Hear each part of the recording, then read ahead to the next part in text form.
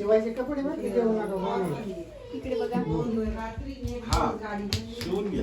समृद्धीच्या मानवाला करून देईल मी. बस मला कळून जाईल. व्हिडिओ बघून कळालंच असेल, हा आहे अधिक मास स्पेशल व्लॉग आणि तुमच्या सर्वांचं स्वागत नवीन व्लॉगमध्ये. मी आहे योजना आणि आज मी अधिक मासासाठी स्पेशली आले होते माझ्या मामाच्या घरी.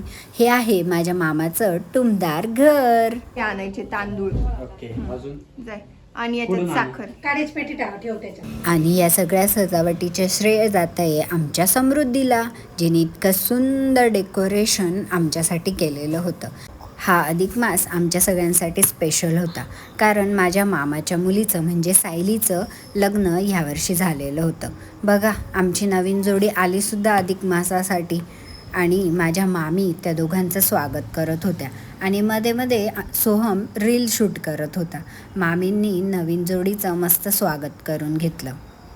मामी दोघांचंही औक्षण करत होत्या आणि पहिला अधिक मास म्हटलं की तो स्पेशलच असतो. सायलीचा पहिलाच अधिक मास होता आणि त्यामुळे मामाने आम्हाला सगळ्यांना सुद्धा आमंत्रण दिलेलं होतं. मी, माझा भाऊ, माझी मावशी, त्यानंतर आम्ही बाकीचे सगळेच छानपैकी तयार होऊन आलो होतो अधिक मासासाठी. आणि सर्वात पहिला मान जर कोणी घेतला असेल तर तो आमच्या छोट्या सरकारांनी घेतला होता. सोहम मामा मस्त रायाचे पाय धुवत होता. रायाचे पाय धुवत असताना रायाला भारी मजाच वाटत होती. आधी मामाने पाय धुवून घेतले आणि मग त्यानंतर रायाच्या पायाला हळदी कुंकू पण लावून घेतलं आणि सार्थक मामासुद्धा सोहम मामासोबत रायाची पूजा करत होता. पण रायाला माहिती मामा काहीतरी स्कॅम करणार. काय करते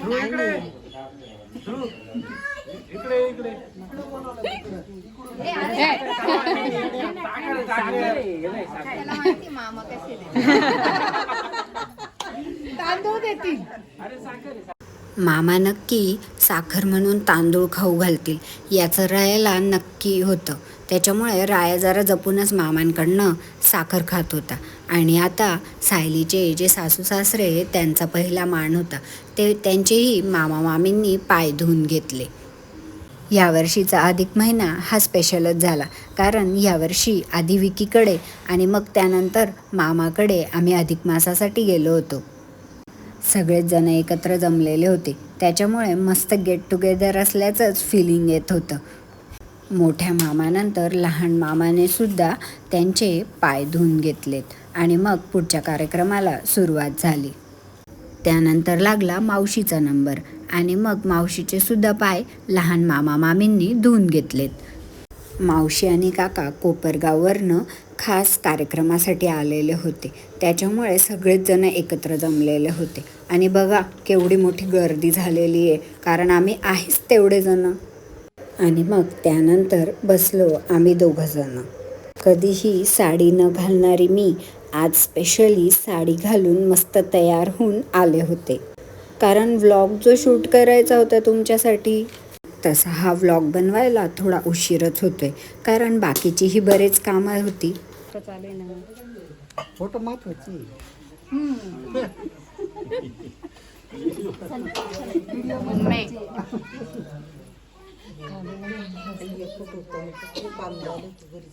मामा म्हणतो ती गोष्ट बरोबरच आहे, कारण फोटो आणि व्हिडिओ तेवढेच महत्त्वाचे असतात.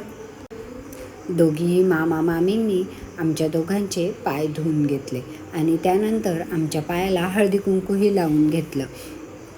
आमचा ध्रुव सगळं अगदी कुतूहलाने बघत होता की नक्की आत्तूसोबत आणि मामांसोबत काय चालू आहे. ध्रुव आणि राया सोबत असले की दोघांचं खेळणं आणि हसणं आणि बडबडीने पूर्ण घर जसं बोलायला जुटतं. सगळ्यांच्या तोंडात फक्त ध्रुव, राया काय करताय, कुठे खेळताय एवढंच नाव चालू असतं. दोघं एकत्र असले की ना दोघांना मोबाईल लागतो ना दोघांना टी व्ही लागतो, फक्त मस्ती मस्ती आणि मस्ती. मला 2 मामा आणि 1 मावशी आणि ह्या सगळ्यांना आम्ही 2-2 मुलं, त्याच्यामुळे आमचाच परिवार इतका मोठा होऊन जातो की आम्हाला कोणाची गरजच पडत नाही. कझिन गँग्स मोठीच आहे आमची तशी. आमचे सोपस्कर पूर्ण होता आले होते आणि आता वेळ होती नवीन नवरा नवरीची. नवीन नवरा नवरीच म्हणावं लागेल, कारण मे महिन्यामध्येच तर त्यांचं लग्न झालेलं आहे. लग्नाचे व्लॉग शूट करणं काही जमलं नाही, कारण भरपूर धावपळ पण होती. त्यामुळे अधिक मासाचा हा स्पेशल असा व्लॉग त्या दोघांसाठी सुद्धा मी शूट केला होता. या व्लॉगच्या निमित्ताने का होईना, पण आमची सगळी मजा मस्ती आम्हाला अशी रेकॉर्ड करून ठेवता येते आणि ती आयुष्यभर आमच्यासोबतसुद्धा राहील. अधिक मास म्हणजेच पुरुषोत्तम मास, त्यामुळे जावयाला पुरुषोत्तम म्हणजेच विष्णूचा मान दिला जातो. त्यामुळे हे सगळे सोपस्कर जावयासाठी केले जातात आणि जावयांसोबत आमच्यासारख्या लेकींची सुद्धा मजा होते. आणि मग त्यानंतर विकी आणि माधुरी यांचासुद्धा मानसन्मान चालू झाला. ह्या कार्यक्रमामुळे लग्नानंतर बऱ्याच दिवसांनी आम्ही सगळे एकत्र भेटलो होतो आणि मस्त गप्पा गोष्टी केल्या, त्यासोबत जेवणही सोबत केलेत आणि गप्पा तर भरपूरच रंगल्या होत्या आमच्या. आणि आता खरा मानपान घेण्याची वेळ होती आणि आमचे फोटोग्राफर एकदम तयारीत होते शूट करायला. 3, 2, 1 बस.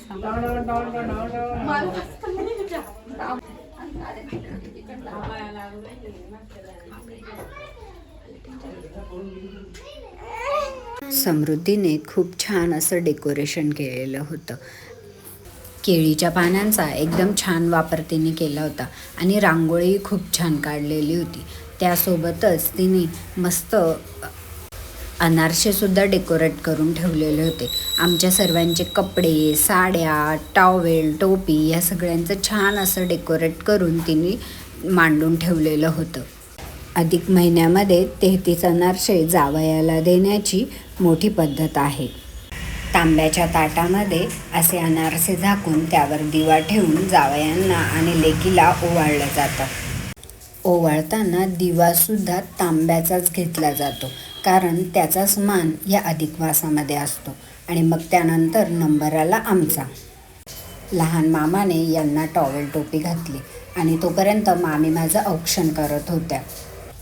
यांनासुद्धा गंध लावून मामाने त्यांचंसुद्धा औक्षण करून घेतलं आणि मग त्यानंतर बाकीच्या पुढच्या गोष्टी चालू झाल्या, कारण आमचंही वाण देणं बाकी होतं.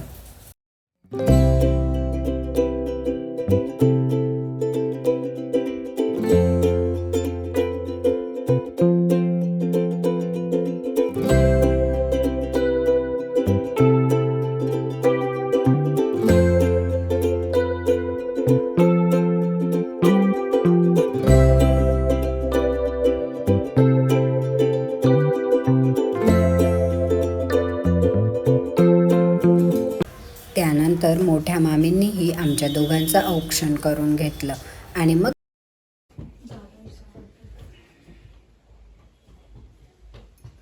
त्याचं लक्ष नाही. एक बसून एक आता इकडे बघा. हा, वेगळं वेगळं वाटलं पाहिजे. तेच नाही बुवा. हा. घेते ते तिकडे. कंटेंट क्रिएशन का हा पो.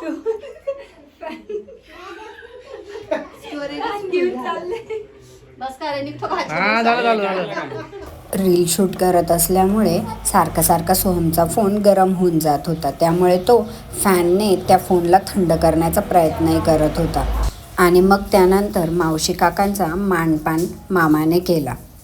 आम्हाला सगळ्यांना गिफ्ट देण्यासाठी मामाने छान असं डेकोरेटिव्ह घंगाळंसुद्धा आणलेलं होतं आणि मामींनी सगळ्या जावयांना देण्यासाठी धोंडेसुद्धा बनवले होते, जे गव्हाच्या पिठापासून बनवले जातात. गव्हाच्या पिठाची छोटी पोळी करून त्यामध्ये पुरण, पैसा किंवा दगडही ठेवला जातो आणि मग त्याला गोल असा आकार देऊन त्याचा धोंडा असा बनवला जातो.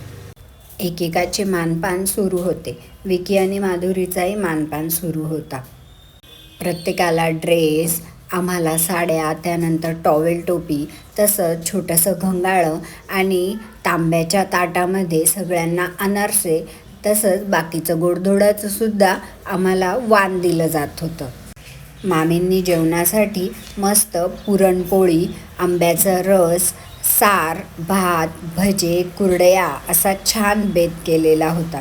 घरचेच आंबे असल्यामुळे आंब्याचा रसही खूप छान होणार होता हे नक्की, कारण घरीच पिकवले गेलेले होते. मग त्यानंतर मामा आणि मामी मिळून असं आमचं सर्वांचं अनारसे देऊन वाण देत होत्या. मीही मग त्यानंतर आई म्हणून माझ्या मावशीची ओटी भरून घेतली आणि त्यासोबतच दोन्ही मामींचीही ओटी भरून घेतली. मी आणि सायलीने आम्ही दोघींनीही असे मस्त साड्या आणि नारळ घेऊन सगळ्यांची ओटी भरून घेतली.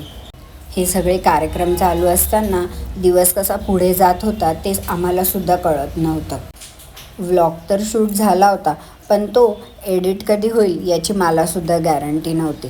आणि ह्या आहेत माझ्या लहान मामी, त्यांचीसुद्धा मी खणा नारळाने आणि साडी घेऊन ओटी भरून घेतली.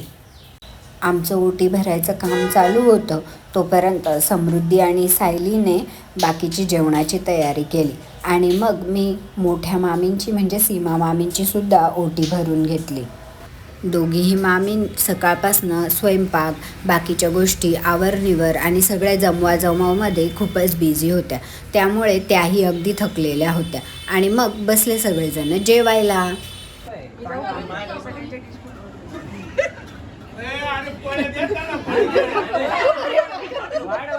माणसांची जेवणं झाली आणि मग आम्ही जेवायला बसलो. तर आजचा हा अधिक मासाचा व्लॉग तुम्हाला कसा वाटला नक्की कमेंटमध्ये सांगा आणि आमच्या चॅनलला सबस्क्राईब करा. व्हिडिओ तुम्हाला आवडत असतील तर लाईकसुद्धा करा हां. आमच्या ह्या कझिन गँगच्या व्हिडिओसाठी नक्की एक लाईक करा. ओके, पुन्हा भेटू. बाय.